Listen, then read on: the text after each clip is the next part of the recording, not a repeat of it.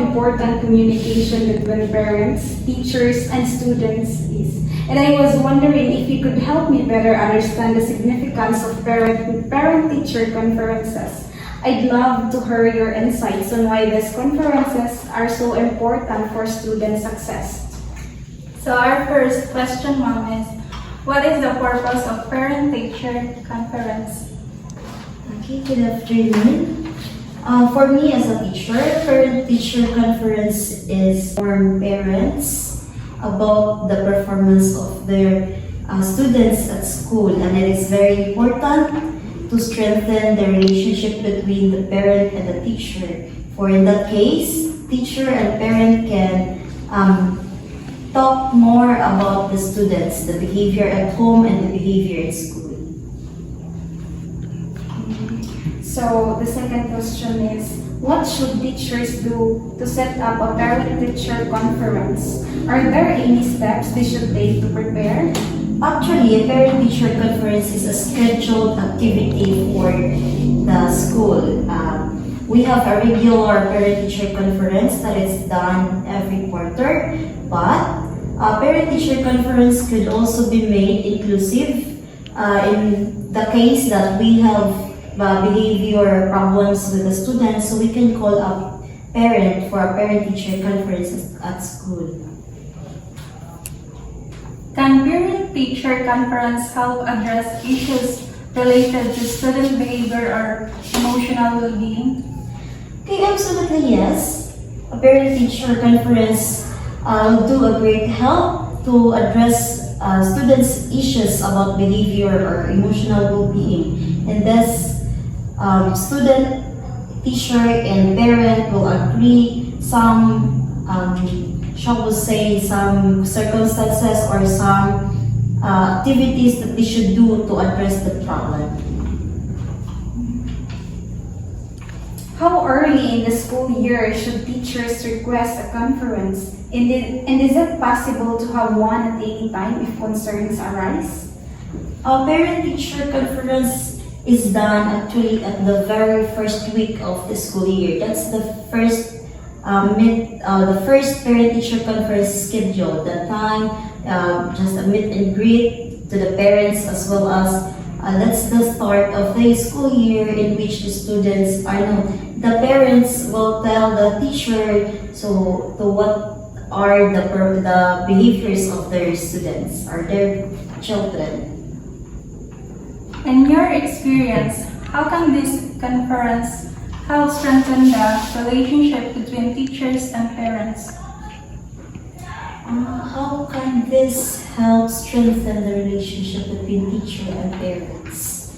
During parent-teacher conference, parents are going to share the behavior of their students, and then parents are going to follow up how their students or their children performs at school. And then at that time, the teacher will also give feedback.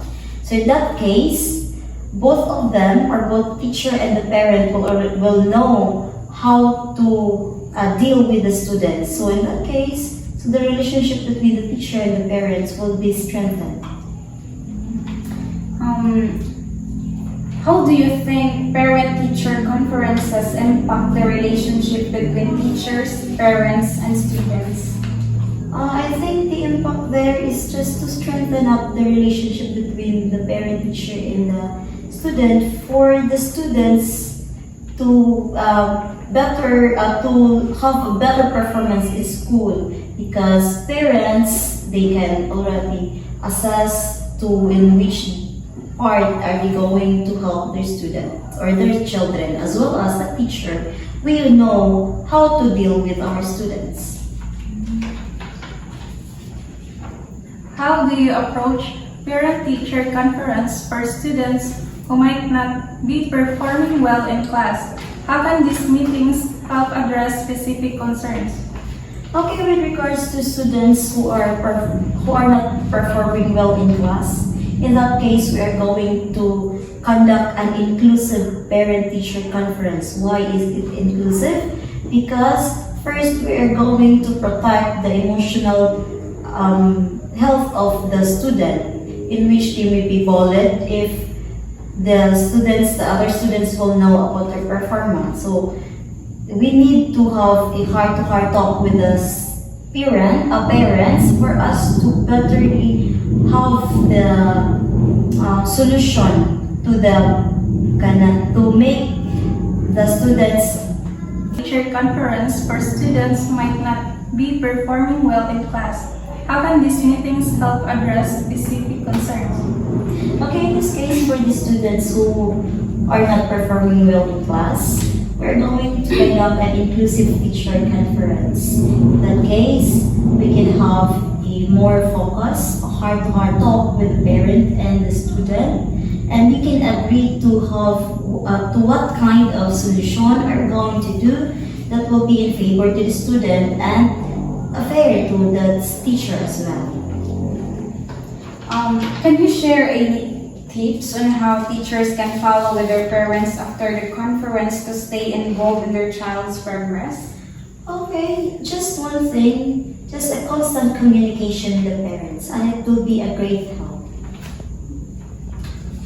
So, do you think parent-teacher conference are an opportunity for teachers to learn about the student from the parent's perspective? Of course, because we teachers, we're dealing with many students at school, and we only know what are the behaviors of the students in school. Yet, in reality, we all know that students may behave differently from school and from home. So that is why we also need the parents to tell us what are the behaviors of their of their children at home, for us to communicate better with our students.